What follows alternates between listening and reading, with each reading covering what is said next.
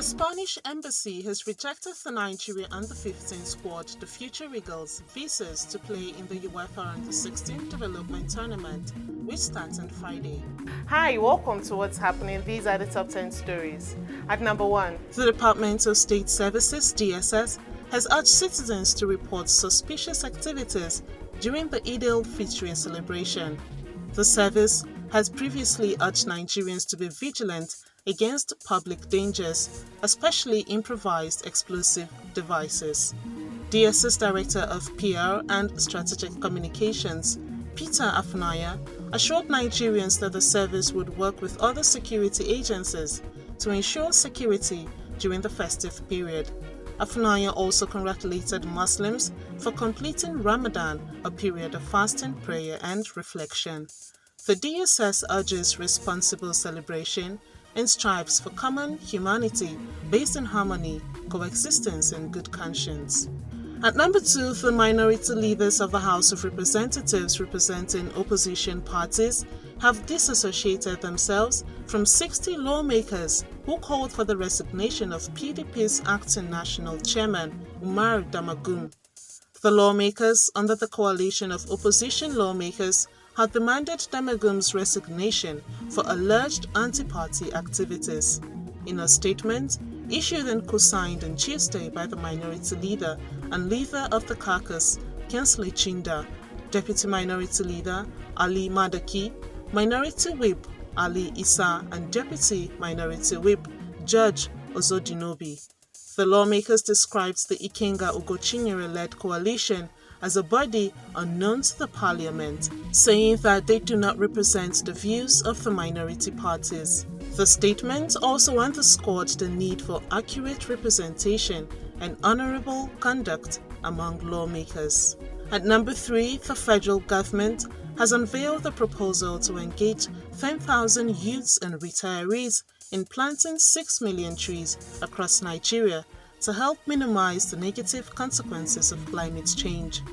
In an interview with Punch, Minister of State for Environment Dr. Isaac Salako stated that the program aims to create jobs for the unemployed and provide economic benefits to retirees while also addressing environmental degradation, particularly in areas affected by deforestation and desertification.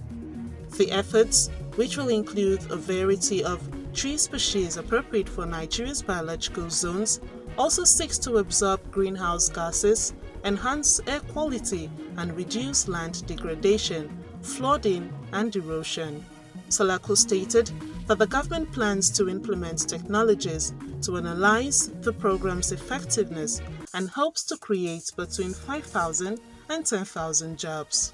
At number 4, Ibom state government has announced the launch of a Geographical Information System (GIS) called Akwa GIS. The system is aimed at addressing issues of sharp practices in land administration. The State Commissioner for Lands and Housing, Captain Inyobong Ekong, retired, revealed that the delay in the project's launch was due to the integration of various state structures. He added that once launched, the Akwa GIS will allow citizens to handle land-related transactions online, including searches, uploading documents and obtaining authorizations and certificates of occupancy (CFOs). The government aims to eliminate sharp practices and improve the ease of doing business in land transactions, reducing issues like land grabbing. At number 5, human rights organization Amnesty International has called on the federal government to immediately withdraw the National Inland Waterways Authority's NIWA 21-day ultimatum to residents of waterfront communities in Oworonshoki to vacate their homes or face forceful eviction for alleged violations of the NIWA Act. In a statement issued on Tuesday, Amnesty's country director, Issa Sanusi, stated that the threat of forced eviction violated the rights of the communities to adequate housing. The inhabitants revealed to Amnesty International that the anticipated demolition was driven by the Lagos state government's reported plans to transfer the land to private estate developers without providing local with alternative housing, leaving them homeless. Amnesty reiterated that NIWA and the Lagos state government have an obligation to comply with international human rights law, which completely prohibits forced evictions. At number 6, former Imo State Governor Ohakim has proposed a partnership between former governors and incumbents to foster unity and progress in the political landscape amidst ongoing corruption investigations involving some ex-governors. Ohakim reiterated that by working together, these political leaders can leverage their collective experience to address pressing issues, promote sustainable development, and transcend personal interests and rivalries. Ohakim highlighted the importance of such synergy in ensuring the continuity and sustainability of government projects.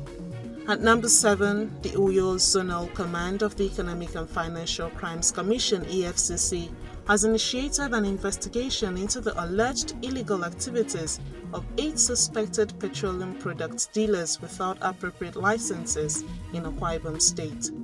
Among the arrested suspects are Captain Bere Ebiye, Deckman Okun David, and Chief Engineer Taiwo Adebanwo. The suspects were apprehended on board MV Jasmine with 30,000 litres of suspected crude oil concealed in a cellophane-sealed compartment in GP tanks. The Nigerian Navy, represented by Captain Uche Aneke, handed over the crew and exhibits to the EFCC on Tuesday.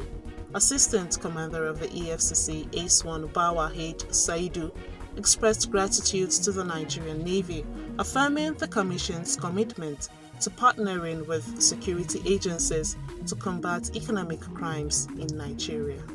At number 8, the Spanish Embassy has rejected the Nigerian Under-15 squad, the Future Eagles, visas to play in the UEFA Under-16 Development Tournament, which starts on Friday. The Nigerian Football Federation (NFF) confirmed the visa denial on X, announcing that the team will not go to Spain for the competition as scheduled. The cause for the visa denials was not specific in the document, and Spanish authorities have yet to comment on the matter. This episode adds to a long list of complaints from Nigerian athletes and fans regarding visa denials by other countries despite meeting all visa requirements. At number 9, Simon Harris has been formally appointed as Ireland's Prime Minister, succeeding Leo Varadkar. The 37-year-old, who was elected head of the centre-right Fine Gael party, wants to re-energize the party and focus on key principles such as business, farming, and law and order. Harris will become Ireland's youngest Taoiseach, surpassing Varadkar's record.